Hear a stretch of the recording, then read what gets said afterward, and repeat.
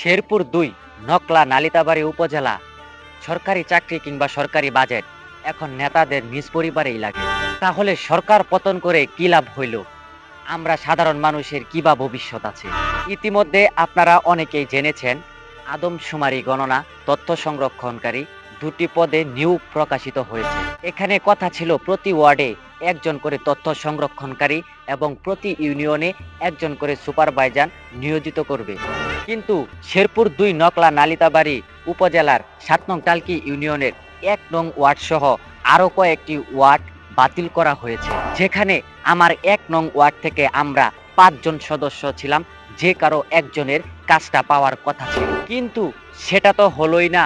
অতঃপর একজন নেতার ঘর থেকেই কাজটা ২ জনে পেল। বাকি ওয়ার্ড থেকে যারা আবেদন করেছিল, ভাইবা দিয়েছিল, পরীক্ষা দিয়েছিল, তারা এখন কি করবে? তাহলে বিষয়টা কি দাঁড়ালো? তাহলে এদেশে কোথায় মানবতা, কোথায় আর কি আছে? তাহলে বিষয়টা কেমন সুপ্রিম পং দাঁড়ালো না? ভিডিওটি সবাই শেয়ার করবেন, শেয়ার করে প্রধানমন্ত্রী পর্যন্ত ভিডিওটি পৌঁছাবেন, কারণ এই ভিডিওটা প্রধানমন্ত্রীর কাছে পৌঁছানোর খুবই প্রয়োজন আছে। যারা যারা আবেদন করেছেন অবশ্যই লাইক এবং কমেন্ট শেয়ার করবেন। ধন্যবাদ সবাইকে।